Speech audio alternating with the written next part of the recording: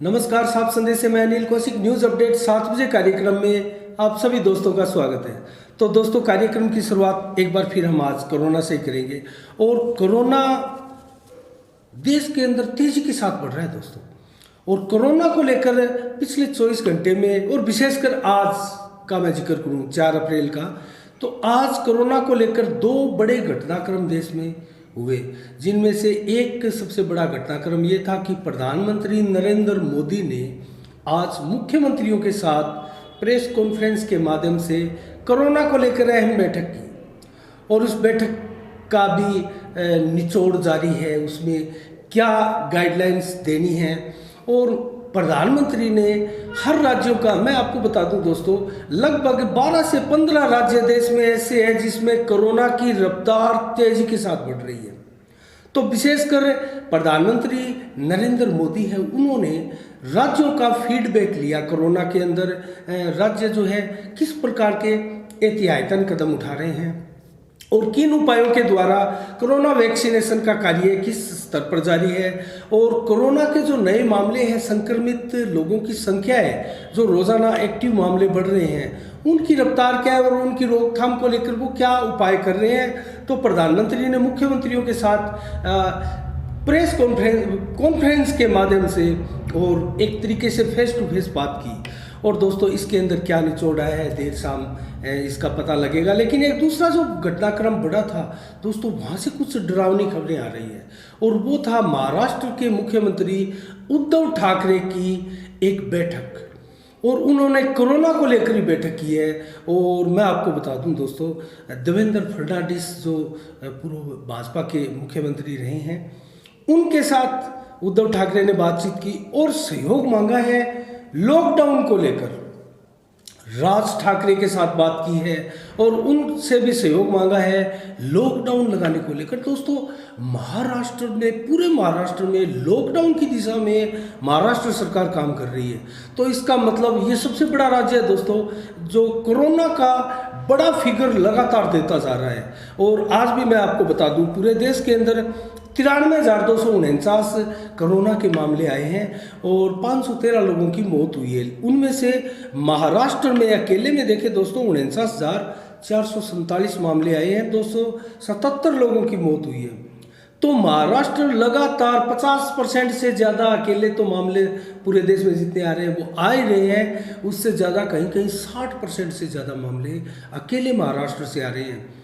तो क्या महाराष्ट्र में लॉकडाउन से सुधरेगी देश की स्थिति, देश की कोरोना हालात? दोस्तों, इसमें हम स्पष्ट कह सकते हैं कि 10-12 राज्य हैं और वो उनकी रफ्तार, दिल्ली भी उसी राज्यों में हम गिनते हैं, क्योंकि दिल्ली और मुंबई एक तरीके से बड़े हब बनते जा रहे हैं कोरोना की। तो एपी सेंटर के रूप में इनको देखा जा रहा है और निकट भविष्य के अंदर। और मुंबई का हाल तो ये है दोस्तों, आज 24 घंटे में 9,000 से ज़्यादा मामले अकेले मुंबई से आए हैं। और दिल्ली का हाल देखें तो 3570 लोग दिल्ली में संक्रमित पाए गए हैं, 10 लोगों की मौत हुई है। दोस्तों, मैं पहले आपको राज्यों का हाल बता दूं। राजस्थान से 1675 मामले 24 घंटे में सामने आए हैं। मध्य प्रदेश में 2839 का आंकड़ा है और 15 लोगों की मौत हुई है। वहीं यही 3-4 देश है। और अगर मैं बताऊं दोस्तों आपको, 10-12 जो स्टेट है वो कहाँ कहाँ स्थिति खराब है, उनमें मध्य प्रदेश भी एक है, उत्तर प्रदेश भी एक है, हरियाणा भी एक है। हरियाणा में भी 1000 से ऊपर मामले चल रहे हैं। उत्तर प्रदेश में भी 3000 के करीब रोज़ाना मामले चल रहे हैं। तो दोस्तों, इसके अलावा केरल भी है, 2500 के लगभग मामले रोजाना आ रहे हैं। लेकिन केरल में रफ्तार जो है कोरोना की घटती हुई प्रतीत हो रही है। तो केरल को हम छोड़ भी दें तो मध्य प्रदेश में 2777 मामले कल आए थे, आज भी 2800 के करीब मामले हैं। अर्थात मध्य प्रदेश तेजी के साथ बढ़ने वाला स्टेट है। और कर्नाटक भी 5000 के करीब रोजाना मामले आ रहे हैं। कर्नाटक भी उन्हीं राज्यों में है दोस्तों। तो पंजाब लगातार है ही, छत्तीसगढ़ है। तो इसका मतलब ये जो 10-12 राज्य हैं, इनमें अगर कोरोना की स्थिति के ऊपर अगर नियंत्रण किया जा सके तो पूरे देश में, भारत में कोरोना की रफ्तार को लगाम दी जा सकती है। और महाराष्ट्र में अगर लॉकडाउन लगता है, उद्धव ठाकरे इतना बड़ा फैसला ले पाते हैं, तो दोस्तों देश के अंदर स्थिति जो है कोरोना को लेकर काफ़ी कंट्रोल में होगी। और वैक्सीनेशन का मैं आपको बता दूं दोस्तों, वैक्सीनेशन अब तक 7.5 करोड़ लोगों को वैक्सीन के डोज लगाई जा चुकी है। और इनमें से अभी जो 1 अप्रैल को प्रारंभ हुआ है तीसरा चरण वैक्सीनेशन का दोस्तों, उसमें 45 प्लस वालों को वैक्सीन लगाई जा रही है और 45 प्लस के सभी लोगों को वैक्सीन लगाई जा रही है। तो मैं एक तो निवेदन ये करूँगा, क्योंकि वैक्सीनेशन की रफ्तार जो है तेज़ी के साथ घट रही है दोस्तों, बढ़ नहीं रही है। तो वैक्सीन लगाने वालों की जो तादाद है वो क्यों मतलब वैक्सीन सेंटरों तक नहीं पहुंच पा रही है, ये बहुत बड़ा सवाल है। इसको लेकर भी सरकारों को जो है, राज्य सरकारों को और केंद्र सरकार को और ज़्यादा बढ़िया तरीके से अभियान चलाने की आवश्यकता है। और जैसे जिस प्रकार से दिल्ली के मुख्यमंत्री अरविंद केजरीवाल लगभग रोज़ एक विज्ञापन के माध्यम से टीवी चैनलों पर आते हैं और वैक्सीन लगाने के प्रति लोगों को जागरूक कर रहे हैं। प्रधानमंत्री नरेंद्र मोदी भी लगातार वैक्सीन के लिए लोगों को जागरूक कर रहे हैं। लेकिन जिस प्रकार से 5 स्टेटों में चुनाव है दोस्तों देश के अंदर, ये भी एक पेचीदा स्थिति है, क्योंकि सभी राजनीतिक पार्टियां चाह रही है कि हमारा परफॉर्मेंस वहाँ अच्छा रहे, हमारा रिजल्ट, हमारा परिणाम वो बहुत सुपर आए। और इसी को लेकर वहाँ एक भीड़ आप देख रहे हो दोस्तों, और एक भीड़ आप बाजारों में देख रहे हो बगैर मास्क लगाए हुए लोगों को घूमते हुए की। तो दोस्तों ये स्थिति खतरनाक है। और एक जिस प्रकार से अब मैं 30 अप्रैल का भादरा में हमारे यहाँ चर्चा करूँगा। 30 अप्रैल को कामरेड बलवान पूनिया ने किसान महापंचायत भादरा में बुलाई है। उसके अंदर बड़ी तादाद में किसानों के जुड़ने की, इकट्ठा होने की संभावनाएं व्यक्त की जा रही है। दोस्तों राजस्थान में तेज़ी के साथ कोरोना बढ़ रहा है। जैसे मैंने आपको बताया, आज भी जो है राजस्थान में कोरोना की रफ्तार जो है तेज़ी के साथ बढ़ रही है और 1600 से ज़्यादा मामले आने लगे हैं। 1700 के करीब मामले आए हैं 24 घंटे में। तो ऐसे में दोस्तों हमें भीड़ भाड़ वाले इलाकों में जाने से बचना है और मास्क का ज़्यादा से ज़्यादा उपयोग करना है। मैं भादरा का ही चर्चा करूं तो दोस्तों कल जो है भादरा के अंदर मास्क नहीं लगाने वाले लोगों के चालान काटेंगे और लगभग 5-7 दर्जन लोगों के चालान काटेंगे। ये अच्छी पहल है। और नगर पालिका प्रशासन, पुलिस प्रशासन मिलकर अगर इस प्रकार के अभियान तेजी के साथ और सक्रियता के साथ और बड़े व्यापक रूप में अगर लगाए जाए तो इसके सार्थक परिणाम देखने में आएंगे। दोस्तों मैं दावे के साथ कह सकता हूं कि हमने साफ संदेश के माध्यम से बाजारों में हम फिरते भी है, कवरेज भी करते हैं। अभी भी 70-80% लोग, फीसदी लोग मास्क नहीं लगाते हैं, बगैर मास्क बाजारों में निकलते हैं और धड़ल्ले के साथ भीड़ भाड़ वाले इलाकों में जाने से संकोच नहीं कर रहे हैं। तो ये स्थिति खतरनाक है दोस्तों। और मैं आपसे सभी से कहना चाहूँगा कि मास्क लगाकर निकले और मास्क से हमें जो है कोरोना से बचाव की एक शक्ति मिलती है, एक ऊर्जा मिलती है, एक प्रमुख हथियार कोरोना को लेकर दोस्तों अभी तक विश्व में मास्क को ही बताया जा रहा है। सोशल डिस्टेंस और मास्क लगा कर रखें और भीड़ भाड़ वाले इलाकों से जाने से बचे। आप कोरोना की चपेट में आ ही नहीं सकते दोस्तों। तो इसका आपको ख्याल रखना है दोस्तों। मैं कोरोना के बारे में अगर और चर्चा करूं तो भारत में मृत्यु दर जो है कोरोना की दोस्तों 1.32% है। मृत्यु दर बेशक भारत में कम है, लेकिन रिकवरी रेट भारत में घटी है दोस्तों। ये रिकवरी रेट जिस प्रकार से कोरोना भारत में आया था लगातार 96 से ऊपर चल रही थी, 97% को भी रिकवरी रेट ने हमारे टच किया है। तो दोस्तों अब जो रिकवरी रेट है वो 93% है, घटकर, अर्थात दूसरी जो ये लहर कोरोना की आई है ये पहली लहर से कहीं ज़्यादा घातक सिद्ध हो रही है दोस्तों। तो इसका हमें ख्याल रखना है और ये जो मृत्यु दर है वो बढ़ ना पाए कहीं। एक्टिव मामले अगर देखें हमारे देश में दोस्तों 6,91,597 एक्टिव मामले हमारे देश में हैं। अगर पूरी दुनिया का हम जिक्र करें तो 13,13,00,000 लोग अब तक कोरोना से संक्रमित हो चुके हैं पूरे विश्व में। 13,00,000 लोग, 13 करोड़ माफ कीजिएगा, 13 लाख। तो ये संख्या बहुत बड़ी है दोस्तों। और भारत में अगर मृत्यु दर देखें अब तक कितने लोगों की मौत हो चुकी है तो 1,64,623 लोगों की अब तक भारत में कोरोना से मौत हो चुकी है। और राजस्थान की स्थिति में आपको बताऊं दोस्तों ज़्यादा नहीं है, 5-6 स्टेट ऐसे हैं, 5-6 जिले ऐसे हैं जिनमें 100 से ज़्यादा मामले लगातार आ रहे हैं। और उनमें जयपुर, जोधपुर, कोटा, उदयपुर, डूंगरपुर का नाम मैं सर्वप्रथम लेना चाहूँगा। हनुमानगढ़ हमारा ज़िला है जो अभी इसमें काफ़ी नियंत्रण स्थिति में चल रहा है, लेकिन हनुमानगढ़ में भी 2-4-5 दिनों से जो है संक्रमितों की संख्या ज़्यादा ही है और जो कोरोना के एक्टिव मरीज है दोस्तों 100 से पार है हनुमानगढ़ जिले में। ये हमारे लिए भी चिंता की बात है। लेकिन नए संक्रमित लोगों की संख्या जो 100 से ज़्यादा आ रही है वो जिले हैं जयपुर 367 दोस्तों कल 24 घंटे में आए थे, जोधपुर में भी 200 के करीब आए थे और कोटा में भी 200 के करीब आए थे और उदयपुर में 130 के लगभग सक्रिय मरीज आए हैं और डूंगरपुर में भी 115 का आंकड़ा है दोस्तों। तो इस प्रकार से इन जिलों में कंट्रोल की आवश्यकता है। और एक चीज़ मैं आपको और बताऊं दोस्तों, तो कुल 24 करोड़ 80 लाख सैंपल टेस्ट किए जा चुके हैं भारत में, 24 करोड़ 80 लाख।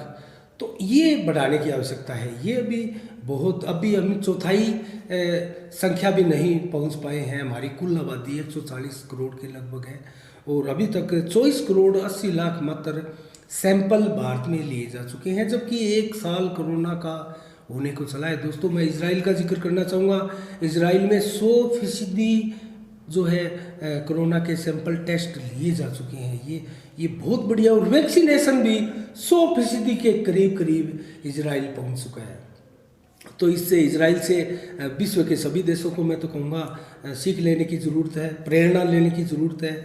और भारत जैसे विशाल जनसंख्या वाले देशों में तो दोस्तों बहुत तेज़ी के साथ बड़ी ये एक चुनौती होती है ऐसे देशों के लिए। चाइना भी हमारे बराबर आबादी वाला देश है और चाइना ने जिस प्रकार अपनी टेक्नोलॉजी को डेवलप किया है दोस्तों, वैक्सीनेशन सबसे पहले वैक्सीन बनाई और वैक्सीन के बाद सबसे पहले जो है कोरोना मुक्त होने का जो चाइना ने प्रदर्शन किया है वो ठीक है दोस्तों। उसके आंकड़े जो है उसके ऊपर जल्दी से विश्वास नहीं किया जा सकता, क्योंकि विश्व को ये जो कोरोना वायरस देने वाला निर्माता देश यही है और चाइना के ऊपर जो पूरा विश्व है अब कहीं विश्वास नहीं कर रहा है। उसकी किसी बात के ऊपर विश्वास इसलिए भी नहीं हो रहा क्योंकि ये तो चाइना का ये कोरोना लैब में जो वायरस बनाकर पूरी दुनिया को इसकी सौगात दे सकता है, वो देश कुछ भी कर सकता है दोस्तों।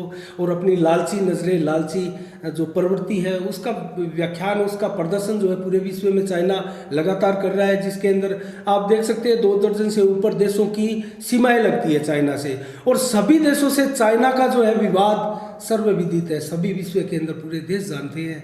और यही कारण है कि विश्व की जो महाशक्तियां हैं, इंग्लैंड, ब्रिटेन, फ्रांस, जापान, रूस, यहाँ तक रूस ठीक है उनके साथ दोस्ती की भूमिका अभी भी निभा रहा है, लेकिन अमेरिका, इजराइल, ये सभी देश चाइना को पसंद नहीं करते हैं। उनमें से भारत भी एक प्रमुख है और भारत के साथ तो चाइना के बहुत टकराव पीछे डोकलाम में और में आपने देखा ही होगा। तो दोस्तों इस प्रकार से कोरोना के ऊपर मैं आज समाचार को ब्रेक देता हूं। आज के लिए इतना ही। और भादरा के आसपास की खबरों का अगर हम जिक्र करें तो दोस्तों मैं बिजली उपभोक्ता संघर्ष समिति जो नेत्राणा के अंदर लगातार धरना जारी है और बिजली की बढ़े हुए बिलों को लेकर दोस्तों, और बिलों में तेज़ी के साथ जो मीटर रीडिंग निकालते हैं उनको लेकर भी, और जो शुल्क विभिन्न प्रकार के राज्य सरकार लगा रही है उनको लेकर भी जो है मांग स्पष्ट है किसानों की, और धरना तेज करने की मांग किसान बोल रहे हैं, कर रहे हैं। और 26वें दिन भी ये जो किसानों का धरना है बिजली बिलों को लेकर वो जारी है दोस्तों। और एक चर्चा मैं और करना चाहूँगा, हमने कल भी आपको बताया था, गौरी शंकर जी शर्मा जो जज साहिब हैं दोस्तों, उनको लोकायुक्त सचिव राजस्थान का बनाया गया है। उनको लेकर ब्राह्मण सभा जो भादरा की स्थानीय ब्राह्मण सभा है वो उन्होंने बड़े स्तर पर खुशियां मनाई और बहुत से लोगों को मिठाइयाँ खिलाकर जो है इस खुशी को सेलिब्रेट किया है। और एक साथ श्यामानंद जी महाराज के नेतृत्व में अमरनाथ जी के पास भी पहुँचे थे श्री श्याम शिक्षण संस्थान में, और उनको भी पूरे अमरनाथ जी के परिवार को उन्होंने मिठाइयाँ खिलाकर जो है खुशियाँ मनाई और उनको बधाइयाँ दी। तो दोस्तों इस प्रकार से एक मैं और चर्चा करूँगा। कल डोबी गाँव के अंदर शीतला मंदिर में भव्य जागरण हुआ और शीतला माता का ये जागरण हुआ, उसके अंदर बड़ी संख्या में श्रद्धालुओं ने, भक्तजनों ने भाग लिया और एक इस प्रकार से शोभा यात्रा भी निकाली गई, कलश यात्रा निकाली गई और माता की झांकियाँ भी दिखाई गई। और इस अवसर के ऊपर जयवीर सिरेवा जो है तहसील अध्यक्ष गौशाला के, और ओम प्रकाश जी तेजपाल और श्यामानंद जी महाराज, सुरेंद्र कुमार और रमेश पुनिया आदि अनेकों भक्त बाहर से भी वहाँ पहुँचे थे और डोभी गांव के बहुत बड़ी संख्या में जो भक्तगण हैं वो वहाँ पहुँचे थे। दोस्तों, एक मैं चर्चा और करना चाहूँगा, आज एक हल्की सी समीक्षा मैं करना चाहूँगा। नालियों के ऊपर कार्य चल रहा है भादरा नगर पालिका का और दर्जनों की संख्या में नालियाँ इस समय भादरा कस्बे में बनाई जा रही है, जो पीछे लगभग टूट चुकी है, वो नालियों को बनाया जा रहा है। तो नालियों का निर्माण दोस्तों अब भी घटिया स्तर पर किया जा रहा है। मैं सभी पार्षदों को सचेत करना चाहूँगा कि वो इस प्रकार की मांग उठाए, मैं उनका ध्यान आकर्षित करना चाहूँगा। मावड़ियों के मंदिर के पास ठीक जब लॉकडाउन पहली बार हमारे देश में लगा था, एक साल हुआ है उस नाली को बनाए हुए, और जाली लगाकर बहुत शानदार निर्माण एक तरीके से करवाया गया था, लेकिन वो बेहद घटिया निर्माण था दोस्तों। उसमें मिलावट की कहीं ना कहीं अधिकता थी, भरमार थी, और उसी के चलते वो नाली एकदम जर्जर हो चुकी है, टूट चुकी है। और उसकी जो जालियाँ थी लोहे की, वो उनको उठाकर जो है वहाँ पीपल के गट्टे के ऊपर मोहल्ले वासियों द्वारा छोड़ दिया गया है। और हमने भी मोहल्ले वासियों से जानकारी ली दोस्तों, ये नाली काफ़ी समय से टूटी और जर्जर अवस्था में आ चुकी है। तो दोस्तों, क्या एक साल भी ये नालियाँ, ये जो निर्माण नगर पालिका द्वारा किया जा रहा है वो नहीं चल पा रहा है?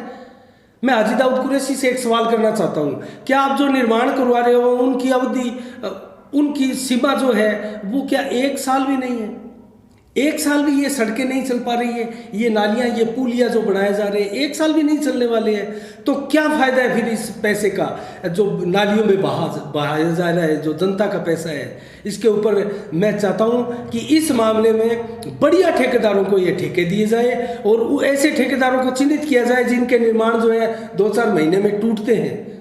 तो सभी पार्षदों से निवेदन है वो नगर पालिका में ये बैठक के दौरान ये मामला उठाए और ऐसे ठेकेदारों को ठेके ना दिए जाए, और बेशक चाहे ठेके टेंडर द्वारा किसी प्रकार से छोड़े जाए, चाहे आपसी सहमति से ठेके छोड़े जाए, लेकिन उन विश्वासी ठेकेदारों को ही ठेके दिए जाए जिनके कार्य या 4-5 साल, कम से कम एक योजना जो नगर पालिका की बनी है कम से कम उस योजना तक तो चले।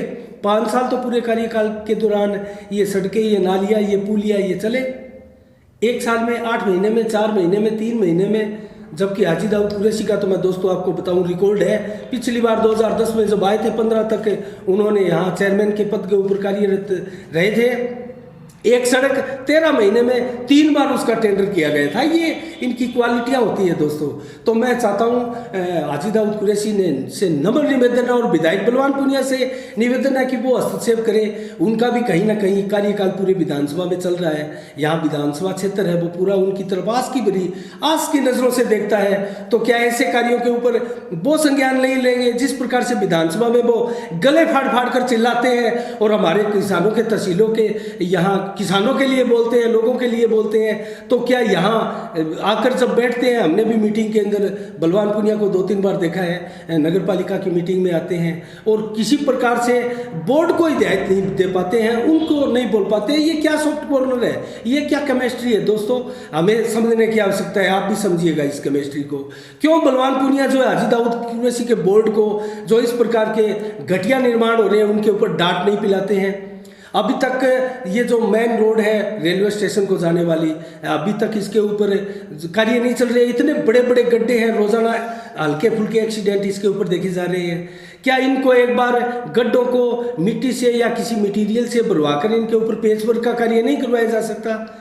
उसके अंदर पैसे ज़्यादा लगते हैं जबकि दुर्घटनाएं हो रही है और ये नालियाँ बनाई जा रही है, 2-2, 4-4 महीने में टूट रही है। इस प्रकार पैसे बर्बाद किए जा रहे हैं। तो क्या मेन रोड है ये टूटी फूटी, यहाँ लोग कहाँ से आकर भादरा की मेन रोड से होकर दिल्ली तक जाते हैं, देखते हैं भादरा का ये हाल है, इसका प्रशासन कैसा होगा, इसका यहाँ का जो चेयरमैन है वो कैसा होगा और कैसा बोर्ड होगा और कैसा यहाँ का विधायक होगा जो इस प्रकार से ये जो जर्जर अवस्था में यहाँ की सड़कें हैं, इस प्रकार की व्यवस्थाएं हैं।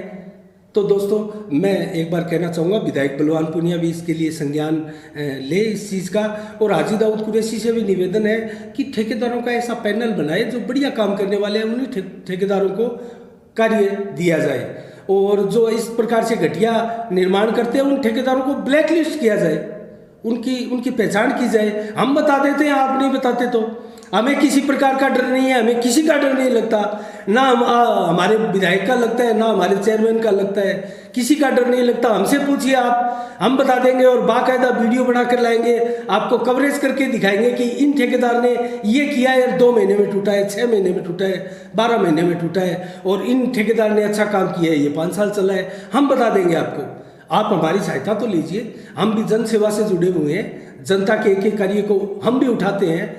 तो दोस्तों आज के 7 बजे के कार्यक्रम में इतना ही। कल ठीक 7 बजे हम आपसे फिर रूबरू होंगे, और तब तक के लिए आप अपना बहुत बहुत ख्याल रखिएगा और मुझे दीजिएगा इजाज़त। साफ संदेश से मैं अनिल कौशिक, नमस्कार, जय भारत, जय जय राजस्थान।